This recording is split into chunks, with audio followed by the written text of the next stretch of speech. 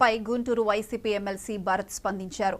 భగవంతుడి దర్శన టికెట్లను నమ్ముకొని బ్రతకాల్సిన అవసరం లేదన్నారు భరత్.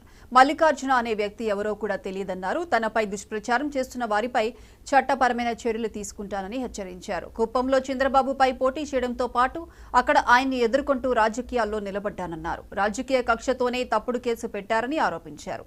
పోలీసులు విచారణ జరిపి నిజాలు బయటపెట్టాలని డిమాండ్ చేశారు. లెటర్లు అమ్ముకొని బతకాల్సినటువంటి దౌర్భాగ్య పరిస్థితుల్లో, అంత చెడిపోయిన పరిస్థితుల్లో ఈరోజు నేను కానీ నా కుటుంబం కానీ లేదు. ఎప్పటి నుంచో ఒక బ్యూరోక్రటిక్ బ్యాక్గ్రౌండ్ నుంచి వచ్చినటువంటి వ్యక్తిని నేను. మా ఫాదర్ ఒక ఐఏఎస్ ఆఫీసరు. నేను అంతకంటే ఎక్కువ వాల్యూస్తో బతికినటువంటి వాడిని. ఇప్పటి వరకు ఇలాంటి ఆరోపణలు కానీ, లేకపోతే నా క్యారెక్టర్ని అసాసినేట్ చేయడానికి ఇలాంటి మాటలు కానీ ఎప్పుడూ మాట్లాడలేదు.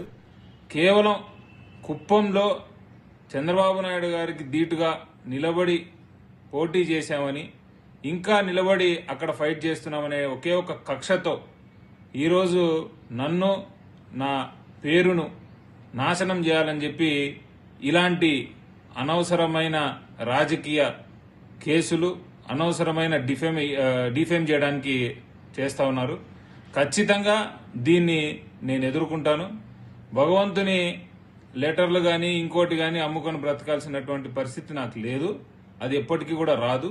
ఈ మల్లికార్జున్ ఎవరో, మరి వాళ్ళు ఆ రాసినటువంటి పేర్లు ఎవరెవరైతే ఉన్నాయో వాళ్ళందరూ ఎవరెవరో కూడా మేము కూడా కనుక్కోవడానికి ప్రయత్నం చేస్తా ఉన్నాము.